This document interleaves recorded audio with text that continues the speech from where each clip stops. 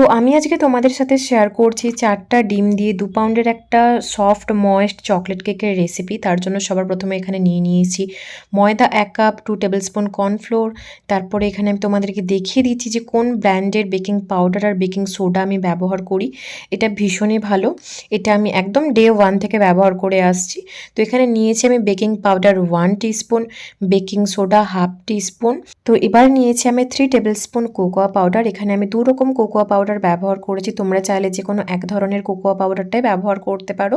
তো এখানে আমি নিয়ে নিয়েছি 2 টেবিলস্পুন নর্মাল কোকোয়া পাউডার আর 1 টেবিলস্পুন ডার্ক কোকোয়া পাউডার, যাতে কেকের টেস্ট আর কেকের লুকটা অনেক ভালো আসে। তারপর সবার শেষে এখানে দিয়ে দিয়েছি একদম একটুখানি নুন, আর এই নুনটা দিলে কিন্তু কেকের যে মিষ্টিটা সেটা কিন্তু একদম ব্যালেন্স হয়ে যায়। তারপর সমস্ত ড্রাই ইনগ্রেডিয়েন্টস খুব ভালোভাবে ছেঁকে নিয়েছি, কোনো কিছুই কিন্তু এখানে ফেলে দেওয়া চলবে না। তারপর সবার শেষে একটা চামচ দিয়ে খুব ভালোভাবে আমি সব কিছু মিশিয়ে নিয়েছি। তো অন্যদিকে এবার নিয়ে নিয়েছি রুম টেম্পারেচারে থাকা 4টে ডিম, আর এখানে এর সাথে আমি অ্যাড করে নিচ্ছি চিনি 1 কাপ, আর এই কাপটা কিন্তু 240 ml এর কাপ।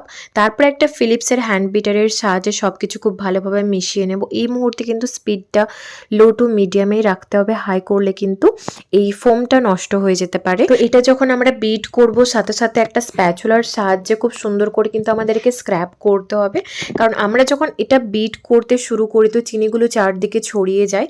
তো চিনিগুলো যখন চারদিকে ছড়িয়ে যাবে একটা স্প্যাচুলার সাথে চারদিকটা স্ক্র্যাপ করে নিয়ে আবার ভালোভাবে বিট করতে হবে, তবে কিন্তু প্রত্যেকটা চিনি খুব ভালোভাবে গলে যাবে। আর চিনি যদি দানা দানা রয়ে যায় তাহলে কিন্তু কেকের স্পঞ্জটা কখনোই পারফেক্ট হবে না, বা ওপরটা কিন্তু একদম ভিজে ভিজে থেকে যাবে, যেটা মানে পুরো কেকটাকে নষ্ট করে দিতে পারে। তো দেখতেই পারছো যে ফোমটা কতটা পরিমাণে ফুলে ফেপে উঠেছে, আর কালারটা কিন্তু একদমই অফ হোয়াইট কালারে চলে এসেছে। তো এবার এখানে আমি অ্যাড করে নিচ্ছি ভ্যানিলা এসেন্স 2 টিস্পুন। আমি এখানে IFFF ব্র্যান্ডেডটা ব্যবহার করেছি, তোমাদের কাছে যেটা অ্যাভেলেবেল আছে তোমরা এখানে সেটাই ব্যবহার করতে পারো। তারপরে নিয়ে নিয়েছি সাদা তেল 1/4 কাপ। এখানে কিন্তু কোনো রকম কোনো গন্ধযুক্ত তেল ব্যবহার করা চলবে না, তাহলে কিন্তু স্পঞ্জটা খেতে একদমই ভালো লাগবে না। তারপর আবার বিট করে নেব 30 সেকেন্ডের জন্য, তবে এবার কিন্তু স্পিডটা একদমই লো রাখতে হবে, মিডিয়ামও কিন্তু করা চলবে না। তো এবার কিন্তু ফোমটা একদমই রেডি ব্যাটার বানানোর জন্য।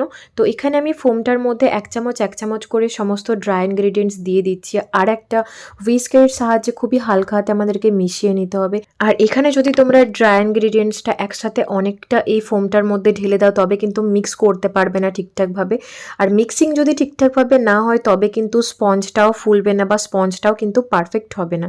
এই মুহূর্তে কিন্তু তোমাদেরকে অনেক ধৈর্য সহকারে পুরো ব্যাটারটা রেডি করতে হবে। হয়তো তোমাদের মনে হতে পারে যে আমি অনেক স্পিডে মিক্স করছি, কিন্তু এটা একদমই নয়।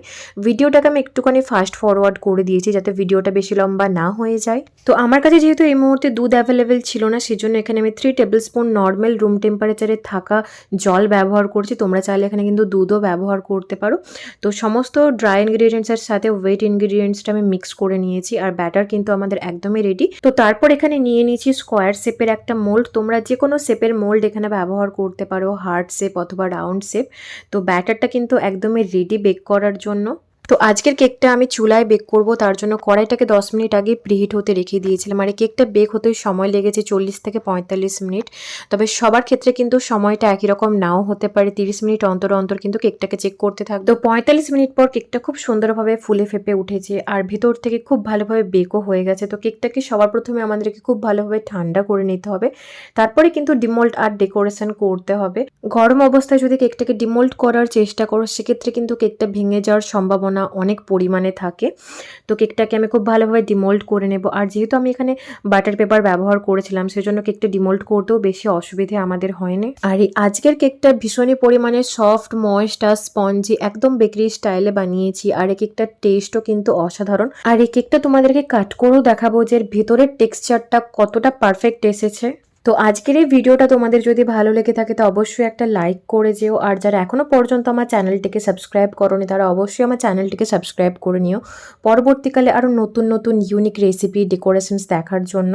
তো চলো দেখা হচ্ছে পরের ভিডিওতে আবার নতুন কিছু রেসিপির সাথে, নতুন কিছু ডেকোরেশনসের সাথে। Bye bye.